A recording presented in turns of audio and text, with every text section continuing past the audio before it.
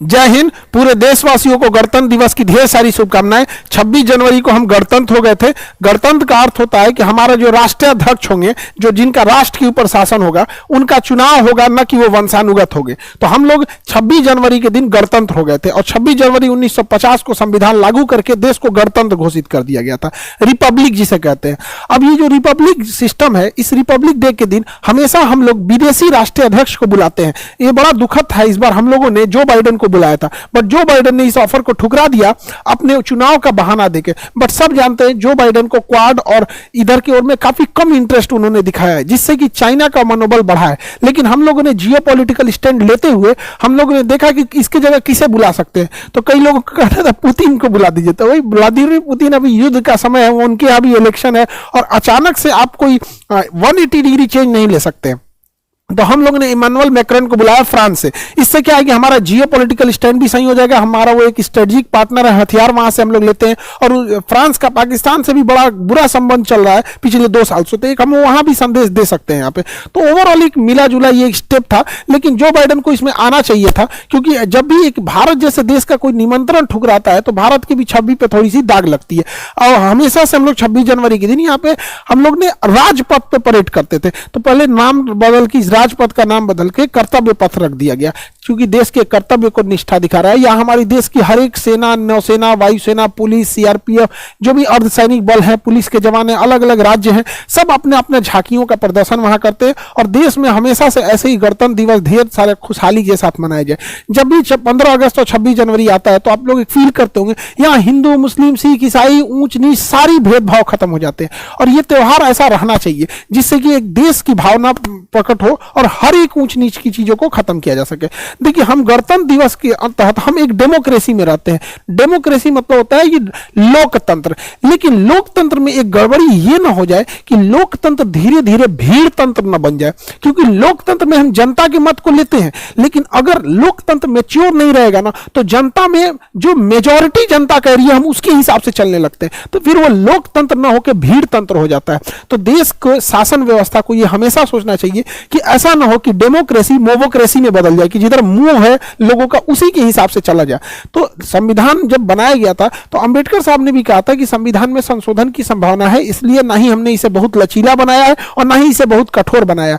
जो भी इससे असहमत होगा इसमें परिवर्तन ला सकता है। अभी हम लोग 125 से ज्यादा संशोधन ले आ चुके हैं संविधान में, तो ये निरंतर प्रक्रिया होती रहती है। लेकिन हम लोग अभी चूंकि इनमेच्योर डेमोक्रेसी में रहते हैं, अभी पब्लिक अपने आप को लगता है कि नहीं हम वोट दे दिए, उसको लगता है कि उसका काम खत्म हो गया। इसके अलावा भी उसकी जिम्मेदारी बनती है एक पब्लिक की भी बातों को सुना जाना चाहिए यहाँ पे, तभी जाके रियल मायने में हम लोकतंत्र में हो जाएंगे। वरना ऐसा क्या है कि 2 करोड़ लोग खुश नहीं भी है तो क्या दिक्कत है, बिहार में सड़कें नहीं भी बनी है तो क्या ही दिक्कत है, एक बड़ा तंत्र आ जाएगा, भीड़ तंत्र हमारे यहाँ से चलेगा ही नहीं। अब देखिए हमारे यहाँ राज्य जो है ना अलग अलग हिसाब से, जिन राज्यों में सीटों की संख्या ज्यादा, इलेक्शन के हिसाब से ज्यादा मायने रखते हैं तो उसको ज्यादा महत्व दिया जाता है। वही हमारे पूर्वोत्तर के राज्यों को देखिए, पूर्वोत्तर के जो राज्य है, चाहे आप अरुणाचल प्रदेश देखिए, नागालैंड देखिए, अभी मणिपुर की जो अशांति है, ये सब चीजों को देखिए, हम लोग उधर उतना ध्यान नहीं देते हैं, जबकि उनको वो भी हमारे ही देश के सब इक्वल ध्यान देना चाहिए। तो हम लोग की कोशिश रहेगी कि अगर सरकार लेवल पे नहीं तो एटलीस्ट पब्लिक लेवल पे ये होना चाहिए कि हर एक व्यक्ति की बात सुनी जाए और देश का हर एक नागरिक अपने आप को ये फील करे कि वो इस चीज से जुड़ा हुआ है। जैसे अभी कुछ मामले आए थे जैसे ट्रक ड्राइवरों को लेके, तो ट्रक ड्राइवर भी अपना एक कंसर्न था कि अगर हम नियम को इंटरनेशनल लेवल का बना रहे हैं तो हम सड़कों को भी तो इंटरनेशनल लेवल का बना दे। एक बार हम हम एक वेबसाइट बना देते जहां वो ट्रक ड्राइवर अपनी समस्याओं को बताते, फिर हम उसको संशोधन करते, उन्हें भी बड़ा खुशी होती कि नहीं ये देश इक्वल उनका है। उन्होंने को लगता है कि नहीं हमने वोट दिया है तो हमसे, आप पूछिए, आप इंप्लीमेंट कीजिए ना कीजिए, ऐसा नहीं है कि देश के लोगों के पास समझ नहीं है। कभी कभी इतना बेहतर सुझाव दे देंगे यही देश के लोग जिसका कोई हद नहीं। तो हम भी यही कोशिश करेंगे कि देश जब भी सरकार कोई कानून लाए तो एक वेबसाइट बना दे जहां लोग अपनी सुझाव दे सके। मानना ना मानना सरकार के हाथ में है, जबरदस्ती नहीं कि आप मानिए ही मानिए, क्योंकि सरकार के आपके हाथ में चीजें हो गई। लेकिन एक इंसान इससे जुड़ा हुआ महसूस करता है। ट्रक ड्राइवर के लिए नितिन गडकरी साहब ने कितना बेहतर काम किया था, उनके लिए एसी किया, एसी केबिन वाला व्यवस्था कर दिया। तो कहने का मतलब है कि एक बेहतर ढंग से और हम मेच्योरिटी दिखा सके। और कई बार ऐसा होता है कि डिसीजन जब एक बहुत बड़े लेवल पे जाता है तो नीचे लेवल पे उसका दुष्प्रभाव भी देखने को मिल जाता है, जिसका हालिया एग्जांपल आप देखेंगे रेलवे एएलपी में है। आपको रेलवे एएलपी में क्या हुआ कि जब भी वैकेंसी आती थी रेलवे में तो एक बड़ी संख्या में रोजगार देता था। रेलवे से लोगों का इमोशन जुड़ा हुआ था और बच्चे जो थे इसके काफी समय से इंतजार कर रहे थे, 5 सालों से। और 5 सालों में जब एएलपी की वैकेंसी आई थी तो महज 5696 वैकेंसी आई, यानी साल का देखेंगे तो 1100 वैकेंसी, एक साल में महज 1100 वैकेंसी आई है। और टेक्नीशियन का पोस्ट जब से रेलवे आया है तब से आता है, इस बार रेलवे में टेक्नीशियन के पोस्ट को नहीं डाला गया। ऐसा कि रेलवे का ऐसे कहना है कि वो इसका टेक्नीशियन का पोस्ट अलग से निकालेंगे। तो जो बच्चे कंफ्यूज हैं कि टेक्नीशियन का क्यों नहीं आया, तो टेक्नीशियन और नॉन टेक्नीशियन अलग से दिया जाएगा। और एएलपी का जो मेन कंसर्न है कि सीट इतना कम क्यों है, तो ये है, देखिए देश में सबको लग रहा था कि एएलपी और टेक्नीशियन मिला के कम से कम 50 से 60 हजार वैकेंसी रहती, और अगर नॉन टेक्नीशियन को मिला देंगे तो जैसे पिछली बार 1 लाख से ज्यादा वैकेंसी थी, सब लोग इसी बार ऐसे ही इंतजार कर रहे थे। 2019 के बाद एक ही बार वैकेंसी आ रही है 2024 में, यानी 5 साल का डिफरेंस। अब ये बताइए, अगर कोई विद्यार्थी उस समय 25 साल का था, उसको लगा कि अगले साल वैकेंसी आएगी तो वो 26 साल का होगा, फिर अगले साल आएगी तो 27 साल का होगा, बट अचानक वैकेंसी आ रही है 5 साल के बाद, अब वो विद्यार्थी 30 साल का हो गया। यानी अगर किसी विद्यार्थी का 25 साल में एग्जाम नहीं हुआ तो अगली बार वो एग्जाम ही नहीं बैठ पाएगा। अब सोचिए कितनी बड़ी समस्या है। अगर हर साल 1100 ही वैकेंसी देनी थी तो हर साल देते हैं यहां पर। और दूसरा क्या है, विद्यार्थियों का कहना है कि 3 साल तो कोरोना खा गया उनका, तो एटलीस्ट एज रिलैक्सेशन देना आना चाहिए कि 5 साल बाद एक ही बार वैकेंसी ला रहा है। जो 26 साल का था वो उसका एज खत्म हो गया, 27 साल वाले का एज खत्म हो गया, तो एक लंबे समय के बाद दिक्कत होती है, तो ही विद्यार्थी कहते हैं। अब उनके अलावा भी विद्यार्थियों का यह कहना है कि कैलेंडर जारी होना चाहिए, हर एग्जाम का एक कैलेंडर जारी होता तो विद्यार्थी उसी हिसाब से तैयारी करते। सबके घर की फैमिली की स्थिति एक जैसी नहीं होती है कि वो 5 साल बैठ के तैयारी कर सके। एक गरीब घर का बच्चा 5 साल तक किसी चीज का इंतजार नहीं कर सकता। कोई मजदूरी करने चला गया है, कोई किसी के यहाँ काम कर रहा है, कोई बिजनेस में लगा है, वो इसी इंतजार में कि अच्छा से हो जाए। यूपी और बिहार की मेंटेलिटी अलग है। यहां पर क्या है कि उतना पैसे के संसाधन नहीं है कि सब लोग बिजनेस कर सके। किसी को, बहुत बड़े घर के बच्चे नहीं आते हैं रेलवे की एग्जाम देने के लिए, 30-40 हजार का जॉब रहता है एएलपी वगैरह में, तो ऐसा नहीं है कि बहुत किसी अंबानी अडानी लेवल के लोग आएंगे। उतना पैसा रहता है, ये भी लोग बिजनेस कर लेते। तो गवर्नमेंट को भी समझना चाहिए, रेलवे डिपार्टमेंट को इस चीज को समझना चाहिए और इसको रिक्रूटमेंट को तेज, थोड़ा सा इसमें सीट बढ़ाना चाहिए। और हमें पूर्ण विश्वास है कि बहुत जल्दी सीट इसकी बढ़ा दी जाएगी और टेक्नीशियन के भी पोस्ट को दिया जाएगा, ताकि सबको एक तरह की समानता मिल सके। रेलवे को जैसे हमेशा से एक बड़ी रिक्रूटमेंट देते आई है, उस हिसाब से ये भी काम करेगी। और जो विद्यार्थी लोग ये कह रहे थे कि कई विद्यार्थियों का कहना है कि फिजिकल प्रोटेस्ट, देखिए वो फिजिकल प्रोटेस्ट कोई रास्ता नहीं है, क्योंकि फिजिकल प्रोटेस्ट में आप भीड़ में जाएंगे और आप भीड़ का फायदा कोई दूसरा इंसान उठा लेगा। क्योंकि ये चुनाव का वर्ष है तो कई बार ऐसा होगा कि आपके भीड़ का राजनीतिकरण इस्तेमाल हो जाएगा, फिर उससे आपको कुछ नहीं मिलने वाला है। आपके भीड़ में कोई असामाजिक तत्व घुसेगा, वो उपद्रव करेगा, आप लोग इसमें पीस जाएंगे। हम लोग आपका भला ही सोचते हैं, इसीलिए हम आपको समझाते हैं कि कई बार आप लोग को उतना चीज नहीं समझ पाते कि आपके भीड़ का कोई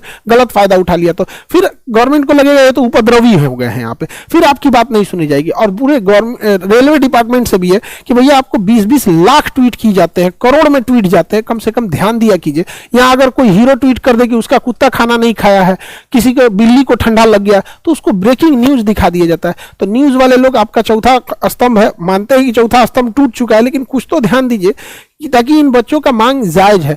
आप क्या करेंगे क्या नहीं करेंगे एक प्रेस रिलीज कर दीजिए और बच्चों से भी कहेंगे कि शांति बना के रखेंगे। अभी आपको डिजिटली माध्यम से सरकार को बताना है, क्योंकि 26 जनवरी की वजह से पूरा शासन प्रशासन भी 26 जनवरी में ही बिजी था, जिस वजह से हम भी इस चीज को समझते हैं। हालांकि सीटों की संख्या बहुत जल्दी बढ़ा दी जाएगी और हम लोग से जितना हो सकता है हम लोग आपको उतना करने के लिए तैयार है। विद्यार्थी लोग, हमारे पास बहुत सारे स्टूडेंट ऐसे आते हैं जो कह रहे थे सर इतने कम वैकेंसी में हम लोग तो सुसाइड कर लेंगे लोग।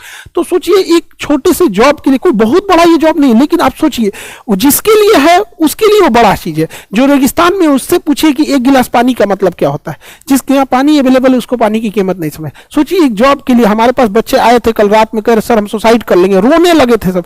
हमारे बस में क्या चीज रहता है, हम तो बस पहुंचा ही सकते हैं। पूरा विनती करते हैं हम ताकि इन सीटों को जितना जल्दी हो सके बढ़ाया जाए और टेक्नीशियन की पोस्ट को दिया जाए और एज रिलैक्सेशन जरूर दिया जाए। हम मानते हैं कि आप रेलवे जैसे इतने बड़े वैकेंसी में आप कैलेंडर नहीं दे सकते, क्योंकि रेलवे एक विशाल नेटवर्क है, कहां पे कौन रिटायर होना है, कौन रिजाइन दे दिया, इसका लिस्टें बनाने में साल भर लग जाता है। तो कैलेंडर अगर नहीं दे सकते तो एटलीस्ट वैकेंसी की संख्या बढ़ा दीजिए और एज रिलैक्सेशन दे दीजिए। यहां पर यही कहना है। बाकी विद्यार्थी लोग से हम लोग से जितना हो सकता है हम आपको करेंगे। जो गरीब विद्यार्थी हैं, कई बच्चे कहना है कि फीस को लेकर, देखिए फीस लेके कहीं पे भी अगर आपको 10,000 20,000 ऐसा कोई मोटे फीस को हम लोग कोशिश करेंगे कि कहीं भी इतना ज्यादा फीस ना जा सके। मामूली फीस में हम लोग वहां भी आपसे बोलेंगे कि अगर किसी के पास पैसे नहीं है तो आके कहिएगा कि सर मेरे पास पैसे नहीं है, हम आपको फ्री में तक पढ़ा देंगे, फी को एकदम मिनिमम करा देंगे, आप जैसे कहिएगा वैसे। लेकिन अभी जो मेन कंसर्न है वो वैकेंसी को बढ़ाने के लिए है। और ऐसा नहीं है कि केवल रेलवे में, आप देखिए, आप नीट में देखिए, नीट जो एग्जाम है इसमें एम्स में कितनी कम सीटें हैं, इतनी मारामारी है एम्स के सीट को लेके। गवर्नमेंट अगर चाहे तो जितने एम्स है, जैसे पटना एम्स है, दिल्ली एम्स है, गोरखपुर एम्स है, ऐसे जितने एम्स है, अगर हर एम्स में वो 20-20 सीटों भी बढ़ा देगी ना, नीट के बच्चे ना मतलब क्या पूजेंगे सब भगवान की तरह। अरे वो बेचारे 100 में 100 ले आ रहे हैं सब, फिर भी उनका कट ऑफ नहीं जा पा रहा है। सोचिए मर जाए विद्यार्थी वहां, 100 मतलब 100% में 100% मार्क्स ला रहे हैं, सीटें इतनी कम है जिस वजह से एक बहुत बड़ी प्रतिभा प्रभावित हो रही है। तो हम तो कहते हैं कि रेलवे में बढ़ाइए और नीट वाले बच्चों के लिए भी एम्स में थोड़ा ध्यान दीजिए, क्योंकि प्राइवेट हॉस्पिटल से एमबीबीएस करने में, प्राइवेट कॉलेज से कम 1 करोड़ रुपए खर्च होते हैं। अब आप जरा सोचिए, जो 1 करोड़ रुपए दे के फीस दे के डॉक्टर बना होगा, अब वो आपका इलाज करेगा 100 रुपए में? कभी नहीं कर पाएगा। वो 1 करोड़ कहां से लाया होगा? कोई घर बेच के लाया होगा, कोई जमीन गिरवी रख के लाएगा। सबके पास 1 करोड़ रुपए नहीं होते हैं। लेकिन अगर गवर्नमेंट कॉलेज रहेगा तो वही आपका एम्स में अगर करेगा तो 5 से 6 हजार में हो जाता है, जहां 1 करोड़ लग रहा है वहां 5 से 6 हजार में हो जाता है। तो बेहतर है ना, देश को बेहतर डॉक्टर मिलेंगे और देश की भलाई होगी, क्योंकि इंफ्रास्ट्रक्चर आप देखिए, डॉक्टर्स की बहुत कमी है, स्पेशली अच्छे डॉक्टर्स की तो बहुत कमी है यहाँ पे, जिस वजह से भारत का हेल्थ सिस्टम भी गड़बड़ हो रहा है। तो नीट वाले बच्चों के लिए भी हम कहेंगे कि उनकी भी सीट की संख्या को बढ़ाया जाए और नीट के भी टीचर्स लोग इसमें अपनी बात रखें। एटलीस्ट एम्स में अगर हर एम्स में अगर 20-20 सीटें भी बढ़ा दी जाती हैं तो एक अच्छा खासा इंपैक्ट देखने को मिलेगा। और जो बच्चे नीट की तैयारी कर रहे हैं वो लोग अक्सर गलती क्या करते हैं, लास्ट के टाइम पे, शुरुआत के पढ़े हुए बच्चे लास्ट में कुछ गड़बड़ी करते हैं और लास्ट मोमेंट में आके फ्रस्ट्रेट हो जाते हैं। तो अभी क्या है, आपके एग्जाम में 75 दिन बचा हुआ है। 75 दिन में आप बहुत कुछ कर सकते हैं। अगर आप शुरुआत में पढ़े हैं, बीच में गड़बड़ हो जाता है तो बहुत सारे डिप्रेशन में चले जाएंगे। कोटा में देख रहे हैं सुसाइड कैपिटल बढ़ते जा रहा है। तो आप लोग घबराइए नहीं, बल्कि 75 दिन को सदुपयोग कीजिए। प्रीवियस ईयर क्वेश्चन बनाइए, टेस्ट सीरीज चैप्टर वाइज लगाइए, उसका डिस्कशन सुनिए, यहाँ पे क्या हो रहा है। जो चैप्टर कमजोर है उसको देखिए। कई ऐसे चैप्टर होते हैं जिसमें बहुत टफ होता है, उसको पढ़ने को, उसको पूरा कवर करने में आपको 10 दिन लग जाता है, लेकिन जिससे 3-4 क्वेश्चन आते हैं। तो जो लास्ट मोमेंट में बच्चे बचे हैं, दो तरह के बच्चे होते हैं। एक जिन्हें टॉपर सीरीज में जाना है, रैंक आना है टॉप 100 में, वो एक अलग होता है, उनको सब कुछ देखना होता है। लेकिन एक वो बच्चे होते हैं जिनको एक सीट चाहिए होती है। तो आप अगर लास्ट मोमेंट में है तो जो बहुत घुमाऊ चैप्टर है उस पर ध्यान ना दीजिए, क्योंकि वो 10 दिन खा जाएगा आपका, 2 से 3 क्वेश्चन बनेगा।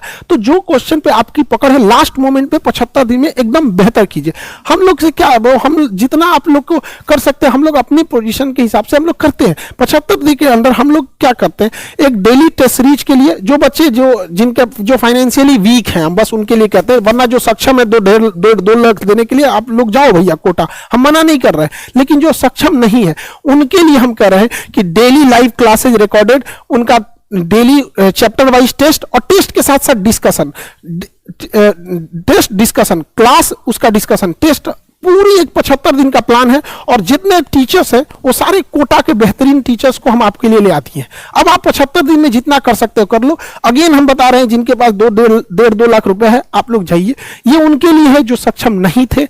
हम लोग से जो बन सकता है वो कर सकेंगे, कि बहुत सारे बच्चे यूपी बिहार से कोटा नहीं जा सकते थे, तो हर जगह नहीं जा सकते। तो फिर हमने भी यही सोचा कि जो बेहतर शिक्षक थे उन लोग को यहाँ लाया। जैसे सचिन उपाध्याय सर फिजिक्स के लिए, आपके उज्जवल पीयूष सर केमिस्ट्री के लिए, विनीत सर आपके केमिस्ट्री के लिए हैं, ललित यादव सर केमिस्ट्री के, किरण जोत मैम बायोलॉजी के लिए, और बायोलॉजी के लिए 3-4 नाम है जिसको हम अभी नहीं बता पाते हैं, बट 1 हफ्ते के अंदर हम आपको जरूर डिस्क्लोज करेंगे। आप समझते हैं, जैसे यूपीएससी भी आया था तो हमने सारे टीचर्स को नहीं बताया था, लेकिन जैसे आया था इंडिया के बेस्ट टीचर्स को। तो जो भी गरीब बच्चे हैं, चाहे वो यूपीएससी की हो, नीट की हो या रेलवे वाले बच्चों को, आप लोग के लिए हम लोग से जितना बन सकता है हम करते हैं। 75 दिन बचा है, देश के भविष्य है डॉक्टर साहब, देश को चाहे वो रेलवे हो, बीपीएससी हो, यूपीएससी हो, जितने भी बच्चे, सब लोग को ढेर सारी शुभकामनाएं। और मन लगा के पढ़ाई कीजिए, अंतिम समय तक पढ़िए। रेलवे हो, नीट हो, सब बच्चे फ्रस्ट्रेट हो जाते हैं लास्ट टाइम पे, तो आपको फ्रस्ट्रेट होने की जरूरत नहीं है। हम लोग से बैकएंड से जितना हो सकता है हम लोग कोशिश करते हैं आप लोग के लिए बेहतर से बेहतर किया जा सके। आई होप आप इसे समझे होंगे। मिलेंगे नेक्स्ट क्लास में। जय हिंद।